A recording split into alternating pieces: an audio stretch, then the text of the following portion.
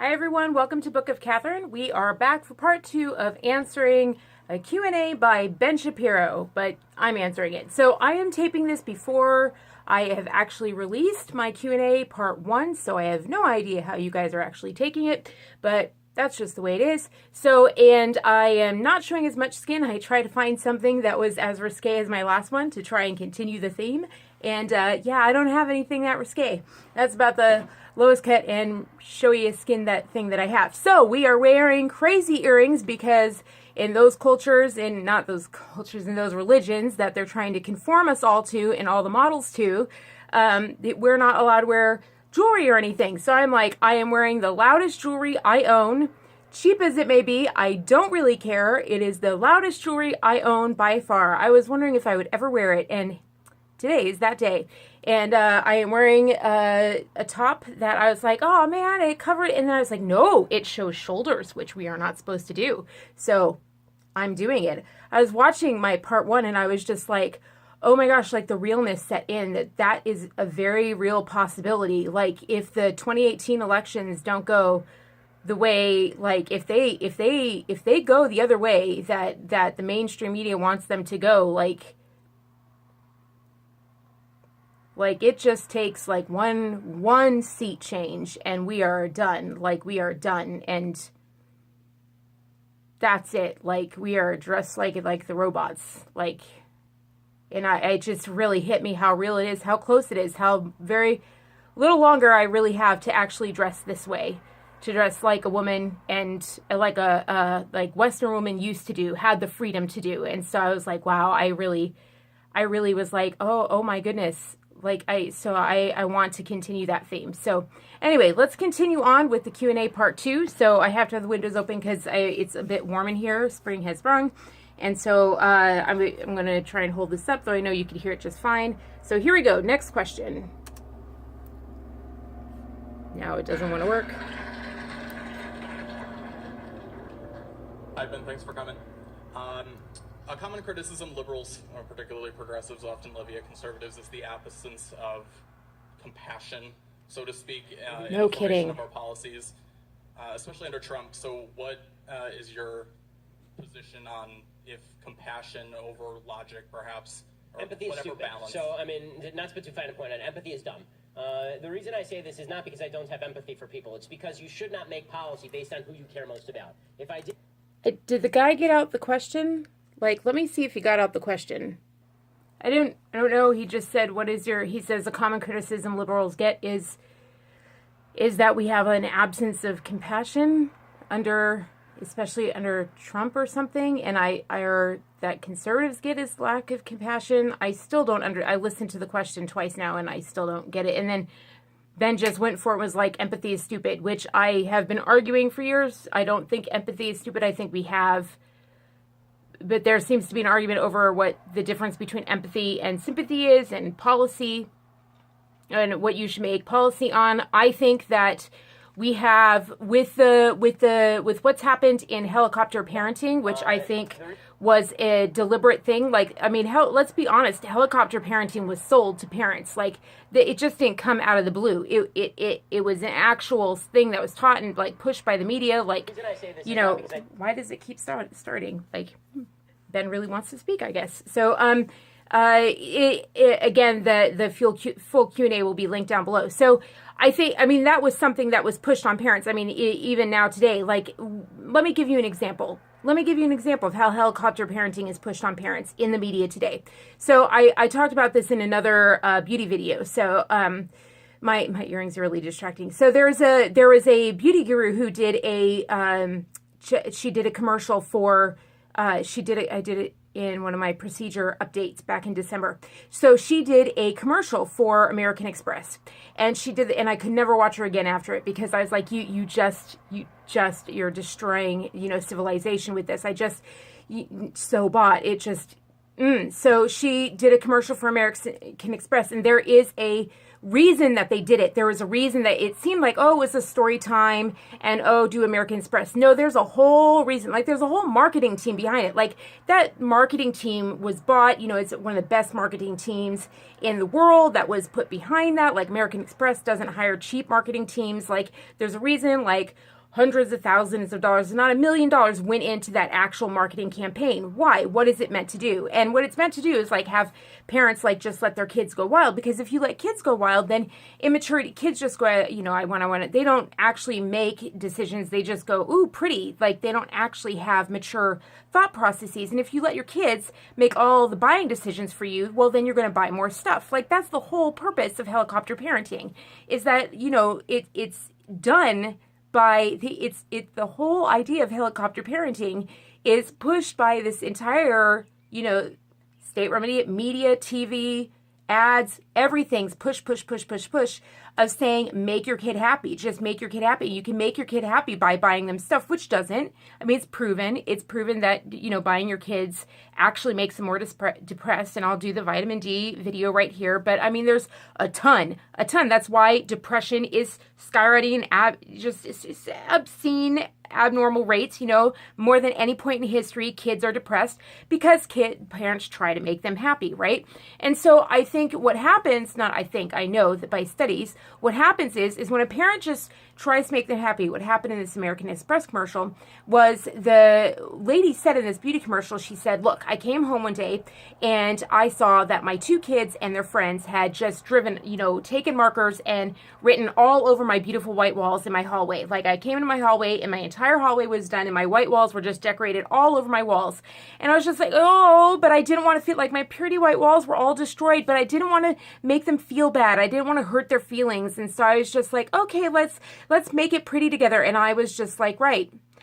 Because what normal parenting is like, you crossed a boundary. Like, no. Like, you see it in fail videos where a parent laughs and goes, like when a kid does something they're not supposed to do, the parent laughs and goes, instead of saying, no, sweetie, like, no, sweetie, that's a boundary you're not supposed to cross. Like, no. Those are like civil boundaries that we actually don't cross. And the kid goes, oh, no, I'm not supposed to do that. You go, no, and you teach them. It's a teachable moment. When they like do this or they drop this and you go, no, we're supposed to pick that up. If you drop something, now you pick it up. Like, that's what you're supposed to do. That's why kids say you see clothing, like when you go around clothing stores and you see just stuff just dropped on the floor, because kids will just walk by and it'll drop on the floor and they don't even notice. They have no idea. They don't notice, and they don't even know that they're supposed to pick it up, because their parents, every time they drop something on the floor, their parents were like, now you pick it up. If you drop something on the floor, now we pick it up. And you don't be harsh about it or anything like that. You're just like, this is what we do in society. Now you drop something. Okay, now we pick it up. Go ahead. You can do it. Pick it up. Go ahead and pick it up. And what you do is you do the markers on the wall. You'd be like, oh, no. Now you did markers on the wall. Okay, you took out the markers, and we only draw with the markers on the paper. Markers are supposed to go on paper. Like, that's what you do in a classroom. You only supposed to do it on the, you know, if a classroom teacher can do it, a parent can do it. Like, in a classroom, you can't draw on the walls, and teachers are able to enable them to do that. You know, in California, you used to always hear, like, kids would go running in the street, and the poor co-op, like, leaders would be like, please tell your kid not to run in the street. And the parents would just like, they don't listen to me. And that would just be their excuse. And like, it would just be these lawsuits all over the place just happening because the kids are just running into the street. Now you take the kid's hand, you say, look left, and then look right. I mean, helicopter parenting is really just being like, you know, if the kid gets hit and then you blame everyone else and saying, oh, the kid actually was responsible for that. Your kid can handle responsibilities and actually take them. And the more responsibilities your kids handle, once your kid starts seeing, like if they saw that, oh, those were mommy's walls, that's empathy. When you teach that those were mommy's walls, those were mommy's walls. Those aren't my walls. Those are mommy's walls. And now we have to help mommy clean it up. Let's help mommy clean it up. We can clean the walls. You learn those are mommy's walls, and you learn to start to have empathy for mommy. I think empathy is everything. It absolutely is everything. It's not sympathy, it's empathy. You have to be able to put yourself in another person's shoes. It's not like policy. I mean, maybe we're mixing up empathy and sympathy, but the whole bottom line is that no one is able, the whole trigger warning thing is that no one can put each other's self in another person's shoes. Like the whole thing about PayPal, like I watched that anonymous thing, like we watched on Netflix, like they put out that thing and the anonymous hackers were like so proud of themselves because they shut down PayPal. They like did the whole thing where they like shut down PayPal with that thing where they sent a million different messages, like they did a million different orders, and they were like, we shut down a billionaire company. And I was like, and you shut down every single business in the world that operates on PayPal. And how many millions of like how many small single mothers rely on PayPal for that itty bitty cent to feed their kids? They're not thinking about that, but they're not thinking about it because their parents never made them think about the other side of the street. You have to be able to see the other side of the street in order to make good policy. That's the whole point about good policy. And I think he makes that point, and that is compassion. You've got to be able to see it. You've got to be able to hear it. You've got to be able to see both sides of the street. And helicopter parenting totally disables kids. When you do helicopter parenting, the kids can only see their world. And that's, trigger warning does that. They can only see their world. They cannot see anybody else's world. They cannot conceive of anybody else's world. And that's a really scary thing. They can only see their world, and then their world gets bigger and bigger as they become more and more powerful. But what they never see coming is that they are only being used as tools. Like right now, the rich and powerful are only using them as tools to get powerful dictatorship. They become richer and richer. They don't see that part. They don't see the part that they're being paid a lot of money to be protesters now. But the moment the Constitution falls, they're going to be meat. Like they're going to be meat thrown in the concentration camps with the rest of us. Like they don't value those protesters. Those protesters are going to be victims group. They're going to be thrown in a concentration camp with the rest of us. They're going to be like, yeah, like you're the first to go. Like, because they're going to be the easiest to control. We're going to be the ones fighting. But the ones that just are like, you know, have no fight in them or whatever and used to being paid, you know, they'll just be like, really? And they'll be used to trigger warnings. They'll be the easiest to hurt. It'll be so, so easy. So, yeah, I just think empathy is a super important thing to have. I don't think empathy is stupid. I think it's absolutely necessary. Compassion is everything. I've thought about writing a book on compassion. The death of compassion is the death of civilization. Like, it's the death of civilization. But there is such a thing. I don't think it's compassion to go so far that you have to take care of everybody. That is codependency. When you feel like you have to live your life and take care of everybody, like sacrifice, like right now, paying more in Social Security than we are on our taxes because we have to take care of the rest of the world, while the rest of the world is like, really? You're going to give us free handouts? To the point where we have islands that are not even inside the United States of America actually just running fraud schemes to the point that the entire island is living off of our taxes and they don't even live here. Like the fraud schemes, we have senators. We have senators in our own states that are just running entire fraudulent tax schemes because it's so easy to scam us, to the point that we are now paying more in Social Security like than we are in our own taxes. Like that's not compassion. Like that's not compassion. Like that's getting had, that's getting robbed, that's theft. You know what I mean? Like that's bad boundaries, and that's codependency. That's like, I need to take care of others in order to feel good about myself. That is also a form of power. That is not empathy. That is not compassion. That is not empathy, because that means you're never able to feel your own world. If you can only take care of other people to ever feel good about yourself, if you can never sit in a room and not do anything for anybody else and not feel good about yourself, then that means you're fully codependent, and that's not empathy. That's a very, very different thing. If you have to always be taking care of someone to feel good about yourself, that is codependency. That's very, very different than empathy. That's a very, very different thing. That's a form of power as well, feeling like you have to take care of all these people. And that is what a lot of liberals run on, is that they feel good. They're like, oh yeah, we're empowered because we are funding all these things. But they're not thinking about the 114 million Americans who are paying more in Social Security and not able to feed their kids. You know, so that all these fraudulent people, like, what was it? 1 million fraudulent claims. 1 million fraudulent claims came through the Social Security Disabilities Department. Social Security Disabilities Department. And they rubber stamped 800,000 of them. 883,000 of them. Fraudulent. They knew they were fraudulent and they rubber stamped them anyway. How is that compassionate?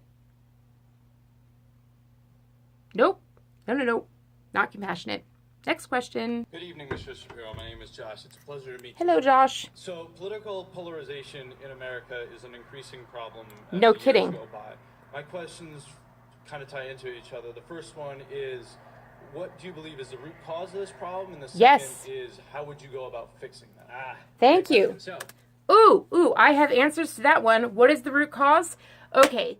Well, that was a very, very, very, very calculated move. Very calculated by the globalists. And we know who those are. Like, I charted it out. If you aren't on my Twitter feed, I did a very, when was it? I did it on April 21st.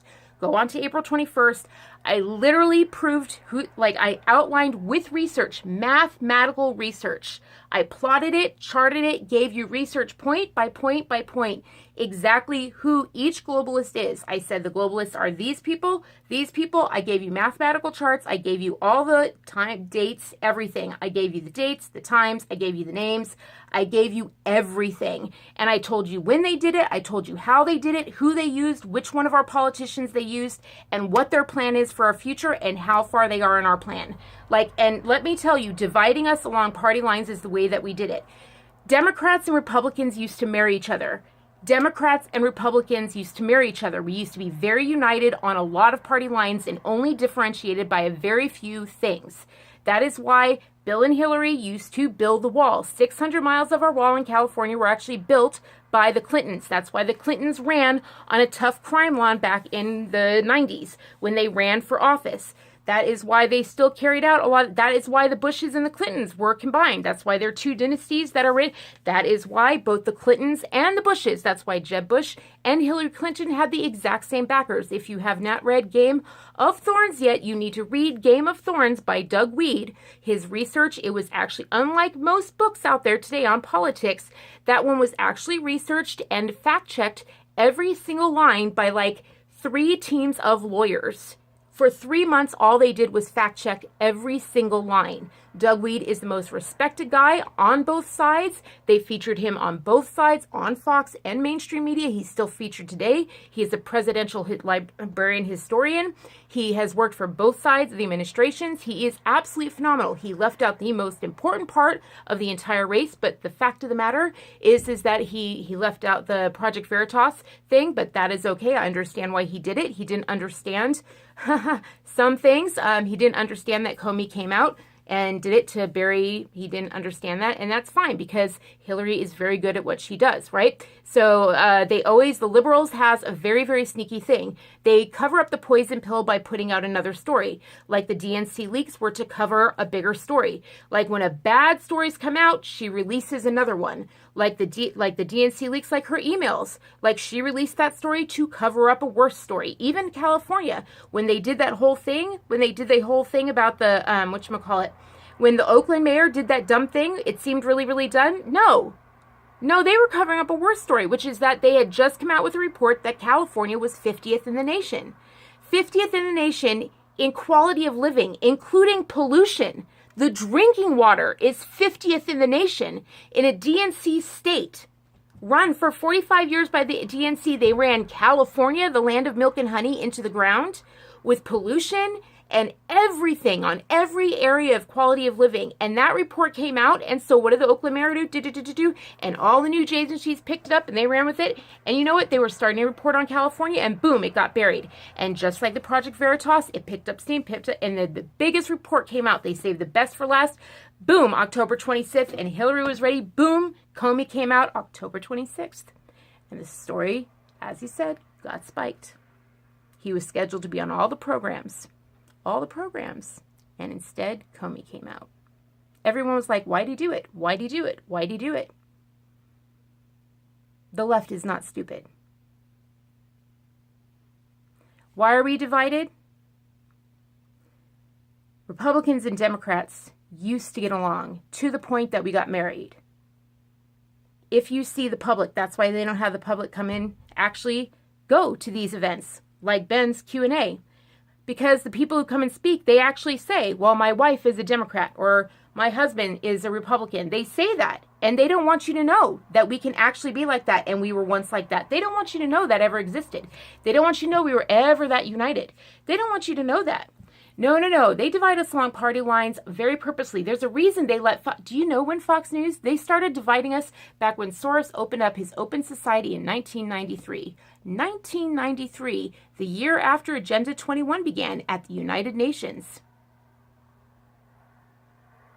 A whole bunch of things got launched right in that 1992 to 1995. They redid the Million Man March. 1995. pitted blacks against whites when we were united before that. Go ahead and look up how many things came out in the years between 92 and 95 that said that we would be divided along race lines and party lines, because it's the easiest thing. And then when was Fox News born? There didn't used to be a channel for the left and a channel for the right until 95. All part of the plan. And the question was, how do we get back? How do we get back? You disconnect your cable. You get off. You get out of the state media. You leave. You disconnect from the matrix. You don't let them in your head. And you don't allow the conservative media to continue to let the left lead them around by the nose and report on their stories. You insist that they look for the poison pill beneath, and then you continue to look for the glitch in the matrix before they censor it out, and you look for that real information that's down there, dig underneath. And then you get your own websites up, and you post, and you post, and you post, and you post, and you share that real information, and then you start to connect. You start to connect offline, and you start to organize, because they haven't invaded the mail system yet. They have not invaded the mail system yet. And then I say you form a Statue of Liberty organization, Justice for All, because that little myth they put out there that it's by the Masons, it wasn't by the Masons. You think that the Ultimate's online. You guys, they're online. They're online. You think the Illuminati existed? You think they'd be letting that stuff online? Oh, yeah, secret societies exist. Oh, yeah, and they flourish. They flourish. They even have them online. I found them, but you won't find them. You won't find them unless you are really looking. And they're the one people that aren't getting censored at all. They're the one people that don't have any bots on there. They're the one people. But let me tell you, when you start looking for real stuff and all of a sudden, boom, Illuminati keeps popping up, Illuminati keeps popping up. If it's easy to find, no, you got to be dedicated to finding the real stuff. And the real stuff, you start to get a taste for it, and it's gold. You know, some of my followers found each other at the supermarket. I gave them a supermarket challenge this last weekend. And they're forming a community. Do it. Meet offline. Form a revolution. Liberty and justice for all. Start to talk. That's how you do it. Next question. Now, just as a reminder, we want to have people who disagree with Ben. You guys can come skip the line. Yeah, just raise your hand. Skip the line. I love that. Get the flashy out. Bling, bling. No cheating. Yeah, I disagree with you. Perfect. And I was wondering, I personally, I'm a progressive, and I was just wondering, with our current political atmosphere right now, why is it that we have strayed away from not just right or left or just general people in politics stray away from facts and try to twist around the truth? For Good example, question. Like at Fox, MSNBC, all these big Good question. news programs, they tend to have an agenda. Good question. Why is it that it's so hard to get facts out to people? I mean, I think it's always been. Boom. Great question. You know why? They don't want us empowered. That is a very good question. And the fact that you knew to ask it means you are way, way more empowered than they want you to be. Come on, kitten. Come on through. There you go, Tazzy. Knowledge is power. If they give you facts, then you can make decisions for yourself. Think about that. Think about that. If you get a statistic, you get to have an opinion about that statistic. Just let's give it, let me give you this alone. Sports statistics. Boom. Millions of arguments are made back and forth with sports statistics. Everyone makes arguments based on sports statistics. They don't want you doing that. They don't want you having your own mind. If you had a million statistics about reality in your own world, if you knew what was really going on, then you would have your own thoughts, your own opinion, and you would act accordingly. But even more than that, they don't want you to know what's going on. Because if you knew what was going on, you'd be terrified. You'd be so terrified. They don't want you to know. They don't want you to know that like the fifth council of Lenin communism, of world communism, the fifth council, what was it, the third council? That is the same as saying the Fifth Reich has begun. That's no different. That is how in the now we are. We are so close. We are but on the edge of a knife. I had you guys watch Lord of the Rings if you're in my Insider Movie group. And I used to love that movie. It used to inspire me so much. But this time I was watching it and it was so different. Because he wrote that based on World War II. Because he didn't want it to happen again. He wrote it as a warning to us if it were to ever happen again. Oh my gosh, here you can watch the Insider Movies right here for The Lord of the Rings, where I talk about that. And this time I watched it again to watch it with you guys that weekend. And I was like, because Soros was there. I cannot believe that Ben excuses Soros's behavior. People go to jail for Soros's behavior. The ADL condemned Soros's behavior, and the way he brags about it, says he feels no guilt about it, that he would do it again if someone didn't do it. If he didn't do it, somebody else would do it. That is exactly what sociopaths and psychopaths, that is exactly. I am unbelievably, it just blows beyond my mind. And there is no, go read my research. Go read my research. The lies that he has said about his history to fool the world.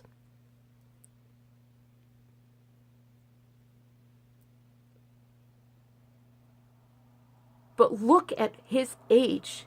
He grew up in Hungary, the Axis, the part of Hungary, Mussolini, and Hitler. And he was one of the youth that burned and ripped the Jews of their wealth. That's what his wealth is based upon. And that has inspired them. And then the U.S. defeated and took away his beloved. You don't think that grew in his mind? You don't think Lord of the Rings was written for us? You don't think it looks exactly like that coming back? You don't think that he has the rise of communism mirroring every single thing, and then, my God, like the exact same flags being used? Oh my gosh, and if you look at Germany and what their council looks like, and if you overlap it with pictures at the time, you tell me the difference. They're building in the same buildings. Did you know that? Did you know that they're actually rebuilding Hitler's buildings? Did you know that? That's why they don't want you to have facts. Because if you did, maybe you would act. Maybe you would see the corruption. Maybe you would find out that the DNC is actually doing gun running. Maybe you would find out. Maybe you would find out the truth. And maybe you would vote the wrong way. That's why. They don't want you empowered. They want you to let the Constitution fall. Read my research, guys. It's all there. Because my research is nothing but facts.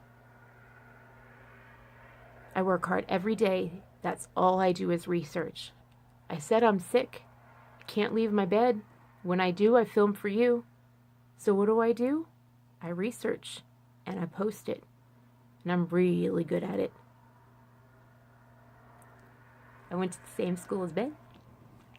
How's that for you? I was thinking about that when I was doing my little thumbnail. I was like, the same education. I believe. It's hard to get facts out to people. I believe I had think better the narrative professors, has though. always been more prominent in our mind. I can't believe I just said that. Confirmation biases, I believe it. Oh. Biases, facts, that maybe been subject to facts, right? Doing what constant feeling of more and think about and I'm being. I think I got really lucky. It's because race. Different. They're different. That's because to him. All right, next one. From attending Turning Point USA Student Action Summit, and my name. He was really lucky though. He had an amazing upbringing, and I didn't. I had a crap upbringing. He's really, really lucky though. Ben, my name is Quinn. He has that huge, my huge. stems from attending Turning Point USA Student Action Summit in West Palm Beach. I didn't write my books until way after he did. So he's got me. He's got me on all levels. Ben, you win. Attendees were excited about the United States moving the embassy to Jerusalem. While I do believe that the land rightfully belongs to the Jews, I do not think the moral obligation is sufficient reasoning to intervene in this conflict. As libertarians, non-interventionism is a key tenet of the philosophy. Why should we continue funding anything in the Middle East, even Israel, given our track record? And why is intervention on Judeo-Christian moral grounds permissible, although we have a separation of church and state? Okay, so it's not intervention. Hey, Okay, so I'm going to go ahead and since there is so much dissemination of so I did break it down in my feed. I have dropped a ton of research on how much disinformation and actually warfare. I call it kind of like online terrorism, like how much warfare there is on both Islam's side and Mossad's side of online. Like a lot of the alternative channels, like news media channels, are actually, COINTEL stuff, so you can't trust it. I've learned a ton, and so I'm actually kind of on. I don't think, if you ask me personally, my answer is we shouldn't be funding either side. I don't think we should be funding either side, especially considering what happened with 9/11. I'm like, no. At this point, we need to be focusing on ourselves. No. Get out, both sides. I can't believe we're funding both sides. I cannot believe we're funding both sides. If we have to fund a side, if you're going to force me and crank my arm to fund a side, I'm not going to fund the side of Islam. No way. I'm not going to fund Islam. There's no way you're going to do it. If we're going to have to go on one side, I'm going to side on the side of Israel because a little tiny country, because if you go back in the history of Palestine is Israel, there's this amazing, actually I linked it in the last one, I believe, with Vladimir or whatever, but he's right, like Judea and everything like that, like everyone's like, here, I'll link a new video, okay? So, Palestine state, the COINTEL that's out there, it's saying, Palestine will have a state again. It will have a state. That's everything that's online. All the alternative stations are saying that, Ken O'Keefe is saying that, and that is all the things that, Abby Martin is saying and things like that. Is Hamas and all these things are being, Palestine, there's such victims and everything like that. And they never, ever tell you this. Ever. And I was like, oh God, I remember learning that in the history books. They never, ever, ever tell you that. Ever. And that tells you something. When they leave that side out. And then you find out that, actually, the stuff they're hiding from you and the stuff that YouTube is censoring off of YouTube, it's all wiped and it's all censored, is that, one of them is a con artist and it's conned thousands of people out of hundreds of thousands of money and lives in $1 million mansions. There's so much bad stuff out there on the internet, you guys. You have to be so careful. That's why I'm so careful about the stuff I post. Battery is running low. Just 1 moment. All right, new computer. Hi, I'm Connor. I was just wondering, I agree with you that biologically a man is a man and a woman is a woman. I was just wondering what you see the detriment of society, why we can't let a transgender woman be called she or something. Because it is a lie. I agree. Detrimental to society. So, I have no problem with a transgender woman being called a woman. So I have a problem when, I'm like Peterson, I have a problem when it's legislated. You cannot trespass on somebody else's speech. If you want to be called a woman, go ahead. You can be called whatever name you want to be called. But if you insist that I speak a certain way, now you've infringed on my rights. It's kind of like no smoking signs. It's the whole reason that whole smoking law came into effect. Because, like, it was like, you have the right to smoke. You have the right to smoke. But once you go into somebody else's area, now you've infringed on their rights. Like, you can't, whatever your rights are, they're great. But you can't infringe on somebody else's rights. You know, that's just the way it is. So, I don't have a problem, but, you know. But once you legislate it, now I do. So, that's it. Next question. Oh, I will say this, however. I do have a very, very big issue with the fact that they're being used as a victim group and what is being used with the UN Council using the Human Rights Council and what they're doing with transgender things to actually invade on people's rights and actually teaching kids at the age of 9 to masturbate and examine themselves. That's called grooming. They are going underneath the flag of transgenderism and actually grooming kids. Because if you know anything about the UN nowadays, like the UN nowadays, not the UN of old, the UN nowadays, like, it ain't a nice UN. Like, it's not a pretty, and trafficking is, and so grooming is a big, big, big thing. And look at the material they are putting into schools. Like, I'll link it up here. Look at the material they are feeding your kids. That has nothing to do with transgenderism. That has everything to do with breaking down your kid's mind. And I don't know a single gay or transgender person, and I have a lot of friends, none of them are proof. They're all horrified by those books. They don't want that in the schools. They're not pushing that agenda. That's the UN's agenda. That's a whole separate issue. But, like, so, yeah. That is my caveat. About your opinion on healthcare, because I know that you believe that privatization of healthcare is the most effective means to solve the problems that we have.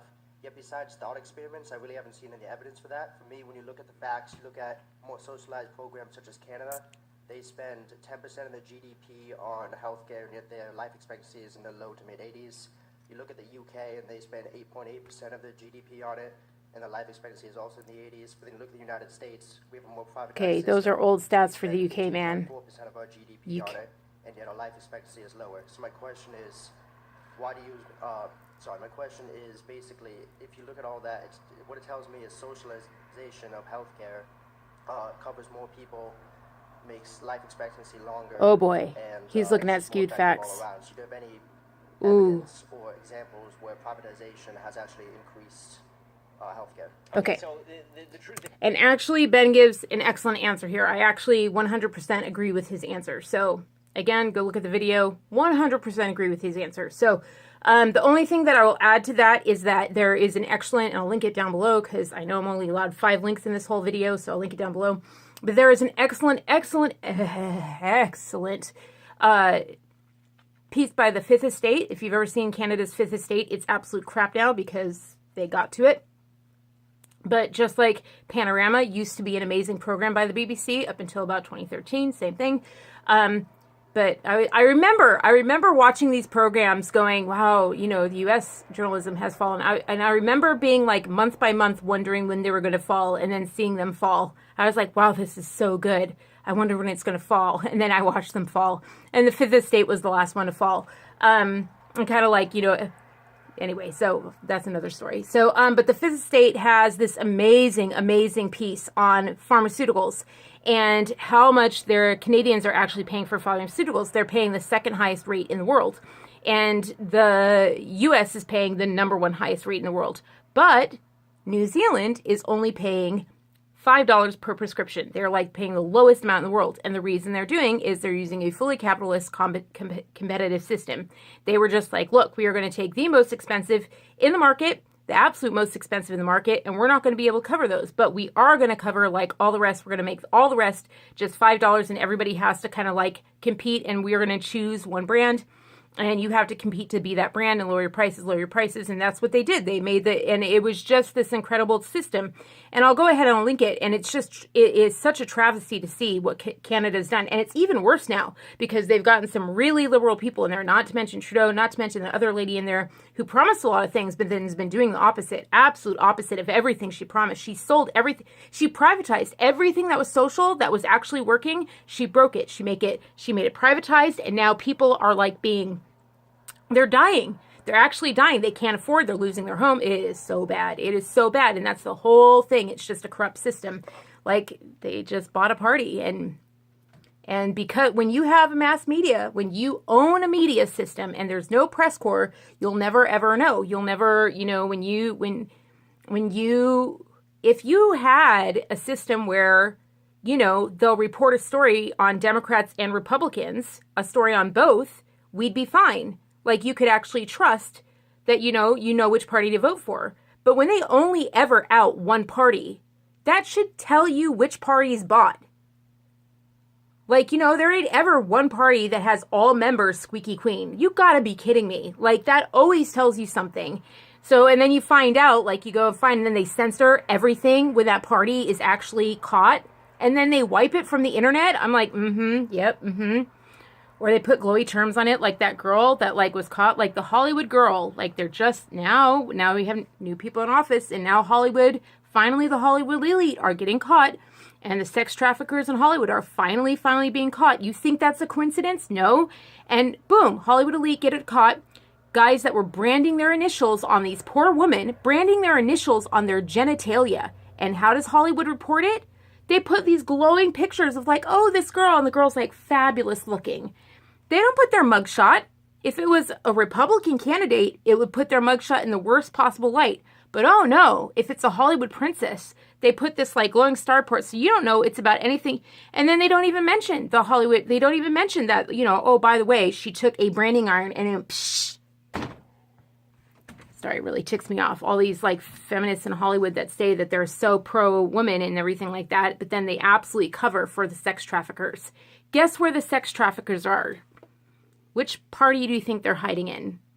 Just take a wild guess. If it's so rampant, if it's so freaking rampant, you know, how is that possible? If the news is going to out every freaking Republican in the world, if they even breathe a hair wrong, then where do you think it's coming from? Okay, so where are we at? We were at something. I lost my place again. Hold on.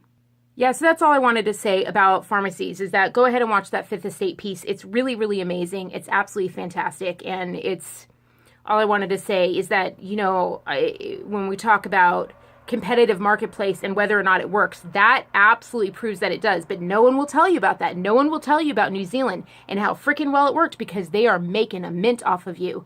Like, I was looking at my medical records. I'm sick. Do you know how many meds I'm on? Do you have any idea how many meds I'm on? That's why the doctors don't give you procedures anymore. Watch my pain clinic med. They won't give you procedures anymore. That's why there's so many pain med clinics, because they can milk you. They can milk you, because medicines, we are the #1 paying in medicines in any other country. So it's like, yeah, they,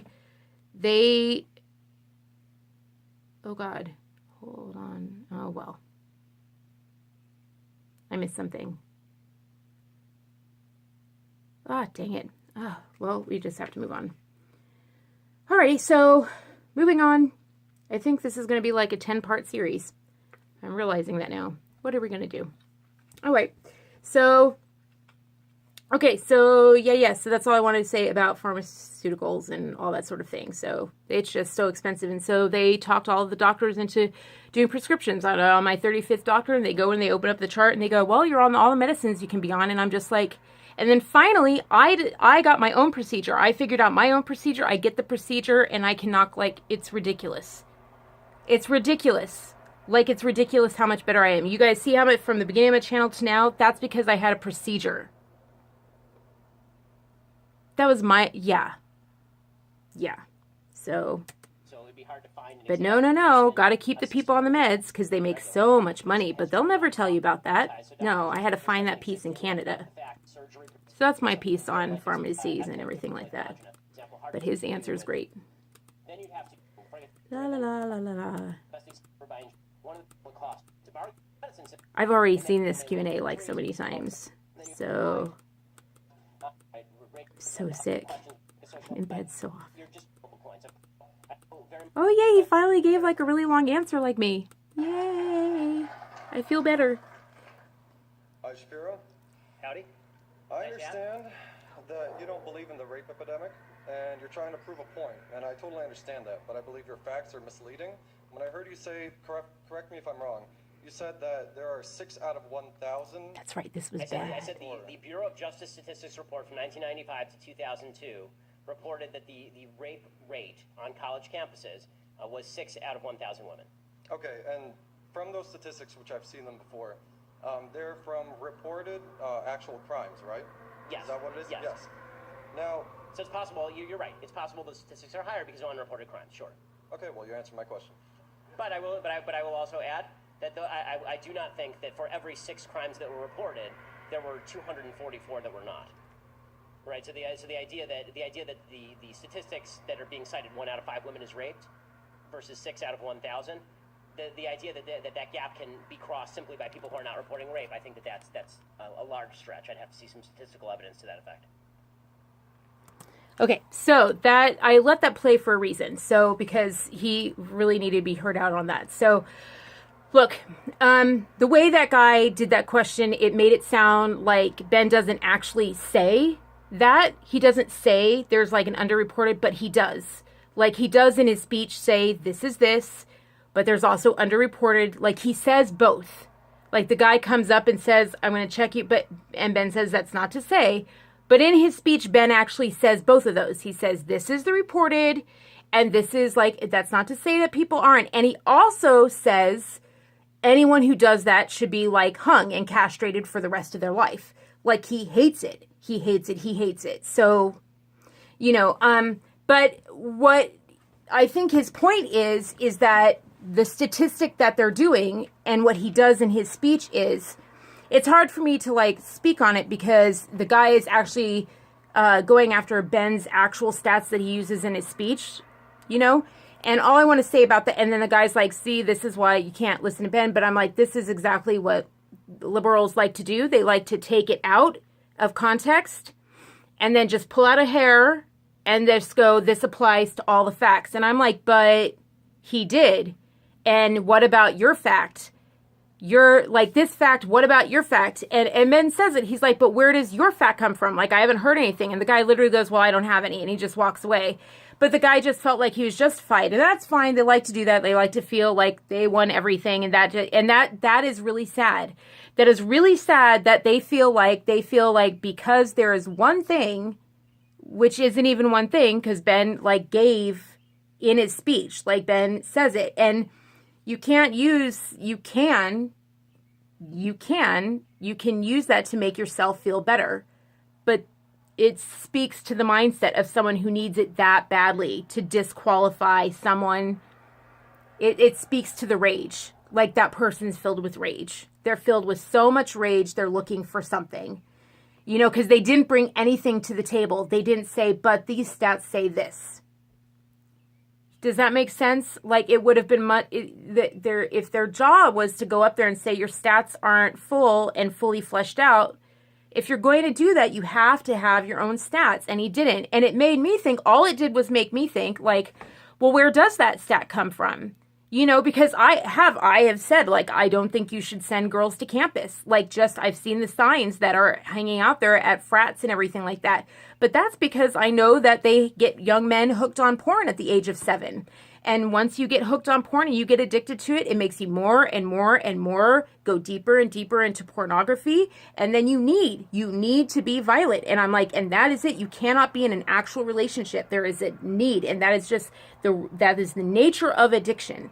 And so it is impossible to be in a relationship unless you treat that addiction. And it does become unsafe for women.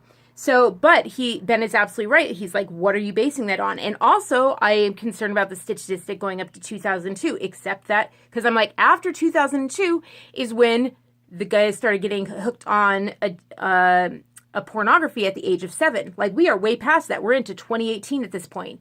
where are the stats now? Like, where are we with the stats now? Like, I need fresher stats in that, especially since pornography addiction is so normal and deep. And they did that on purpose. It's part of the reason the net was put out, because that is the way they take away the sex drive of men to not have families, to not have children, to not like just take it all away and make them like just want to hurt us instead, make us slaves, objectify us, put us down and hurt and rape and even kill us. I mean, it does forget Ted Bundy and all of that. I mean, I'm just going to discount everything he says. He's a sensationalist and everything like that. You can't believe anything a guy like that says. But it absolutely, all the science proves it, is that it does lead to more serial killers. It does lead to more psychopathy. Like, that is just what pornography does. Pornography is absolutely terrifying. Internet usage is not for kids under 18. Absolutely not. It is every little fail video, every little cat video, every little kitty video, every little YouTube video out there for kids is absolutely 100%. I'll never forget the day I looked at blue whales. I'll never forget it. That's the day that I saw a woman, that's right, a woman, a gorilla, back humping a woman on all fours on YouTube. I had aborted pornography for like 7 years. I was so lucky. Until I was stupid enough to look up something that had to do with kids. I was stupid enough to look up a kid subject. Parents are so naive when they put their kids on the internet. How dare they? They grew up on the internet. They know what's out there. So yeah, I think that there's a problem that people aren't addressing. I definitely think there is. But I think if you're going to throw out a stat like that, like 4 out of 5 or 3 out of 5 or whatever, you have to have a stat to back that up. And that's the point. You have to have a stat to back it up. But that other guy's point on Ben, he can't, it had no water because Ben says all of it in his speech. He says all of it in his speech. The guy he just wanted to take out his rage. And that's really unfortunate because it just made the left look worse again. Like you can't do that.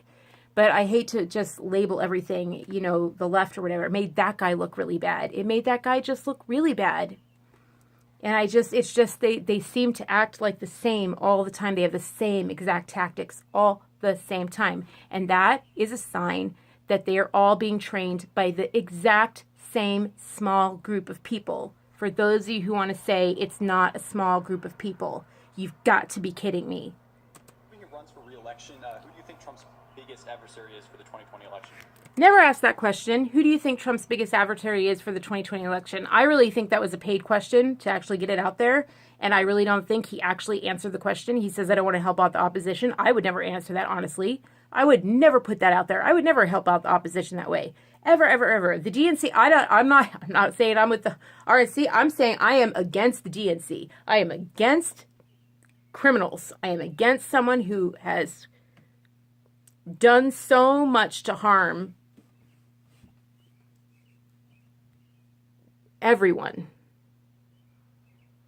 and broken the laws in so many ways. See my research, but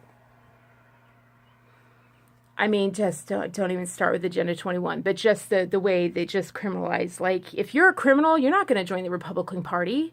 If you're a criminal, you're going to join the DNC because they'll never report on you. If you're a psychopath, be a DNC member. You can get away with anything. Like, that's the best party to be if you're a sociopath. Why join the mafia? So yeah, I would never answer that question. Don't ask that question. So if they ask that question, I always think they're working for the opposition, trying to get something. So, I don't know. I assume your answer to this question, so I assume you're going to oppose me. However, what should be done, if anything, about the lack of proportionality of responsiveness to the middle and lower class by Congress, whereas the working class makes up a large majority of the country but makes up less than 2% of Congress?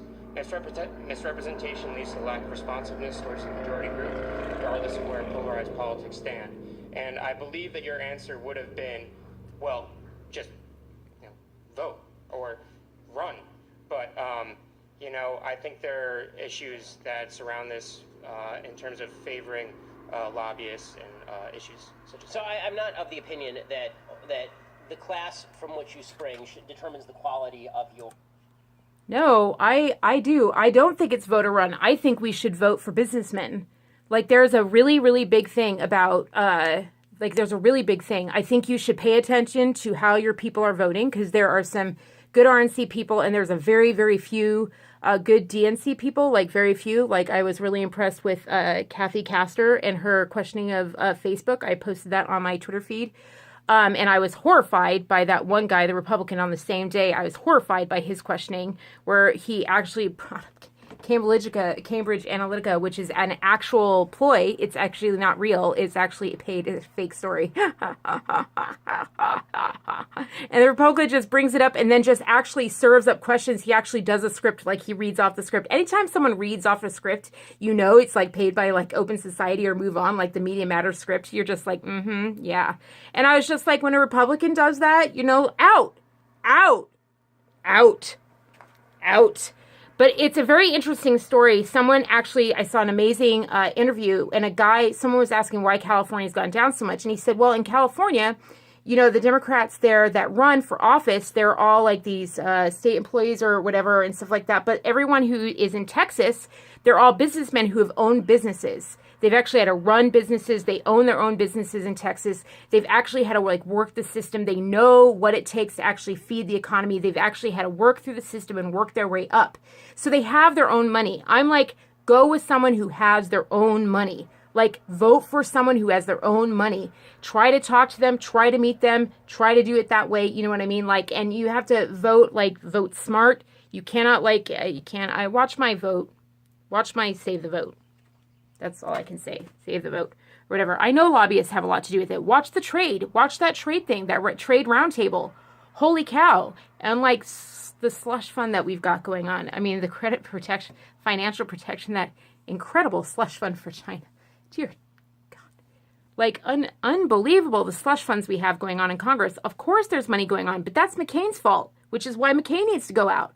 McCain did that thing. The McCain bill, where we got to, like, Soros got to just flood all of his money in. Like, that just opened the gate, and that was McCain, who also needs to go. You need to be smart. You need to know what bills are being put in. You need to know who the good people are, know who the bad people are. You got to pay attention who's in your town, and then you got to speak about it. You actually have to start getting involved in politics, which we are, and that's good, but you have to actually speak about it, make your own websites. You need to start disseminating the information to your people and not be afraid to speak anymore. And when someone doesn't listen, leave. Don't keep talking. I've made that mistake because I think it's like this and we keep talking and we think it's so good. I've learned in public, if someone's not interested, you're done. You can't convince them. You're done. If someone's interested, you're great. Keep going. If they're not, you're out. Get out.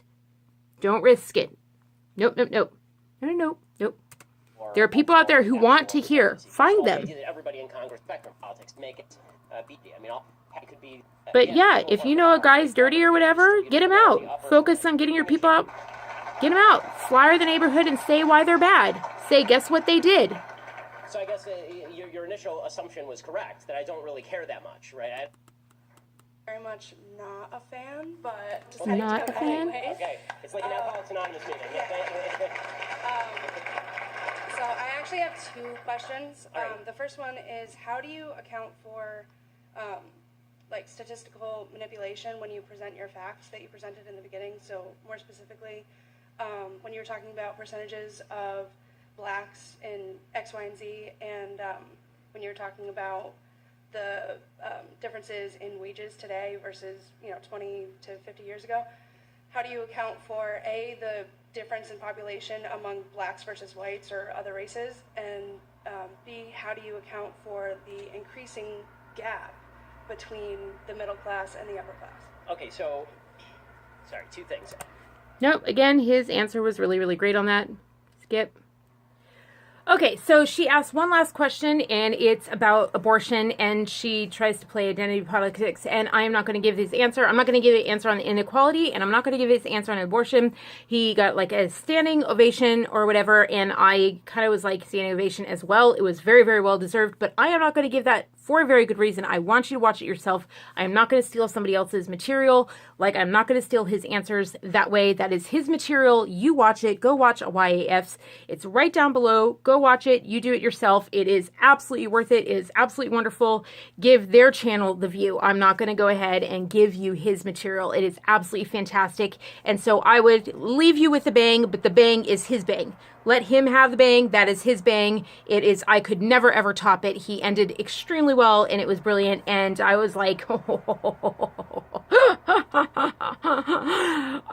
was like, holy crap. So, wow, well done. And that is why he travels the nation as he should. And if he could, the world, I think. So I just, yeah.